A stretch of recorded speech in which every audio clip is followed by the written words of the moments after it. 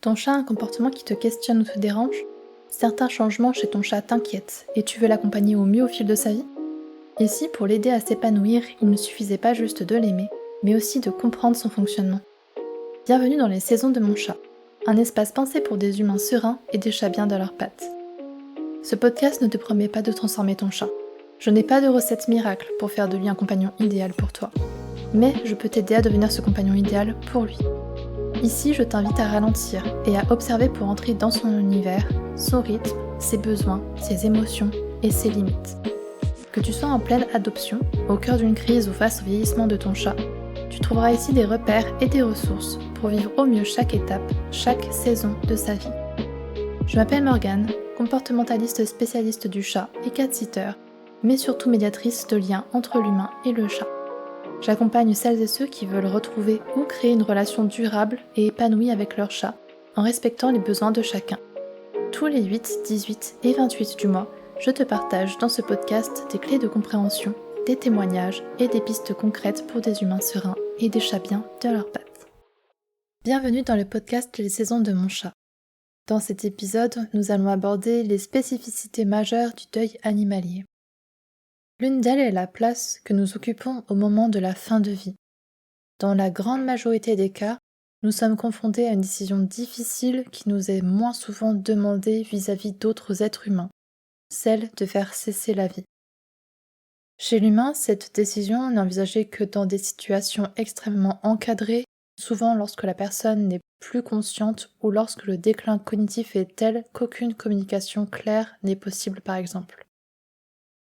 Mais avec les animaux dont nous sommes responsables, cette question arrive beaucoup plus fréquemment. À cela s'ajoute une autre difficulté, l'animal ne peut pas s'exprimer avec des mots. Il ne peut pas dire clairement s'il consent, s'il comprend, s'il est prêt. Alors nous devons interpréter des signaux, des comportements et des changements d'état, mais une part de doute subsiste presque toujours. Et c'est ce doute, le poids de cette responsabilité, qui rend en partie ce deuil moins facile à exprimer, sans parler de tous les autres facteurs mentionnés dans les épisodes précédents. La responsabilité qui nous incombe tout au long de la vie de notre animal peut s'apparenter à celle que l'on a envers un enfant en bas âge dont nous aurions la charge. D'ailleurs, cette analogie est de plus en plus présente dans notre société, l'animal ayant pris une place centrale au sein des familles et qui rend chaque décision importante. Tout ceci, les implications émotionnelles, le bien-être animal et les choix lourds que nous seuls pouvons prendre, rend le deuil animalier encore plus difficile à verbaliser, à faire reconnaître et aussi à vivre dû à toute cette culpabilité. Bien que cela fasse partie du deuil de manière générale, elle prend une forme particulière. Est-ce que j'ai pris la bonne décision? Ai-je attendu trop longtemps? Pas assez? Est-ce qu'il aurait encore pu vivre quelque temps? Pourtant, dans la majorité des cas, cette décision de laisser partir son animal est prise par amour. Nous acceptons une souffrance immense, la nôtre, parce qu'on ne supporte pas la vision que notre animal souffre. Et au cœur de ce deuil déjà difficile à partager, une autre question se pose souvent et parfois de manière implicite. De quel animal a-t-on le droit de pleurer la perte? Le deuil d'un chat est-il perçu de la même manière que celui d'un chien? Et qu'en est-il des autres animaux? Tous les animaux sont-ils égaux à ce moment-là? En France, on compte aujourd'hui plus de chats que de chiens dans nos foyers. Le chat est souvent présenté comme un animal facile à vivre, adaptable, discret. Et pourtant, il n'a pas occupé la même place que le chien. Il était principalement accueilli pour chasser les rongeurs, et même si l'humain appréciait sa compagnie, il n'a pas été sélectionné pour une fonction précise comme le chien a pu l'être bien avant lui. Et il est aussi plus facile pour un chat de retourner à l'état sauvage.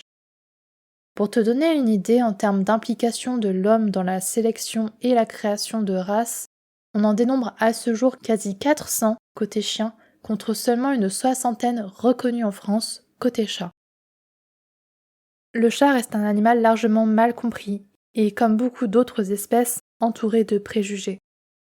Sa communication diffère de celle du chien, que nous semblons mieux connaître. Un chat qui bat de la queue, par exemple, n'exprime pas de la joie mais souvent de l'agacement. Chez l'humain, qui est aussi un animal, la communication non verbale, c'est-à-dire la posture, les gestes, les expressions, et la communication paraverbale, donc qui englobe le ton, le rythme, l'intensité de la voix, occupe une place bien plus importante que les mots eux-mêmes. Les mots ne représenteraient qu'environ 7% de nos échanges, et pourtant, la barrière de la langue homme-autre espèce animale accentue ce fossé et les animaux ne s'exprimant que peu par la voix sont pénalisés.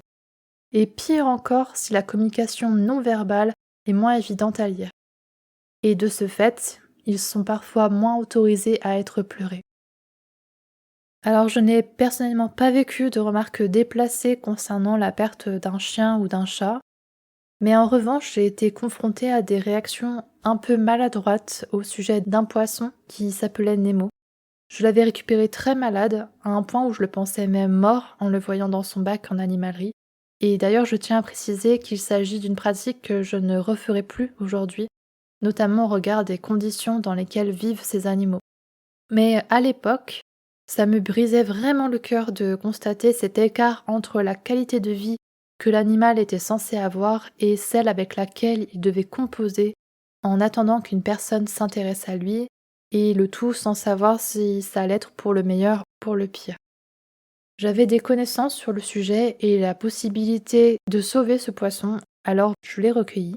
Je pensais qu'il était peut-être trop tard, et pourtant il a fini par revivre, à se développer, à déployer de belles nageoires, des couleurs à la fois vives et douces comme son caractère. Il a vraiment dévoilé une beauté mais insoupçonnée. C'était peut-être 1 heure avant l'arrivée de mes invités, et il m'était impensable à l'époque d'annuler. Je me disais que cette décision n'allait pas être bien perçue, voire même exagérée, que ça ne valait pas la peine de prendre du temps, ne serait-ce qu'une journée pour me remettre de sa perte, parce qu'après tout, ce n'était qu'un poisson. Et il y avait aussi secrètement l'espoir que de la compagnie et des mots doux, du soutien me feraient du bien. Mais ce n'est pas vraiment ce qui s'est passé. Je n'ai pas pu ravaler mes premières larmes au moment de passer devant mes aquariums, et ça a dû surprendre, je suppose, au vu des réactions, comme si on s'attendait à ce que ce soit du second degré.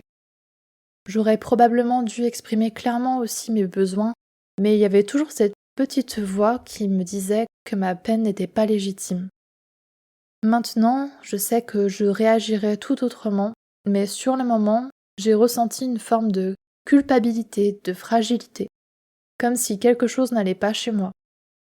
Alors j'ai prononcé des phrases que beaucoup connaissent, celles qui désamorcent la situation et qui mettent nos émotions légèrement en retrait, telles que je sais que ce n'était qu'un poisson, mais je l'aimais beaucoup. Et après, on est passé à autre chose. Sauf que mes émotions, elles, ne sont pas passées. Elles sont restées là, étouffées, chaque fois que mon regard croisait son aquarium. Et il était quasiment toujours dans mon champ de vision, dans le salon, vide. J'avais régulièrement les yeux embués de larmes que je m'efforçais à ravaler pour rester focalisée sur ce que nous avions prévu ce jour-là. Si je te partage ce souvenir, c'est aussi parce qu'il illustre bien une chose.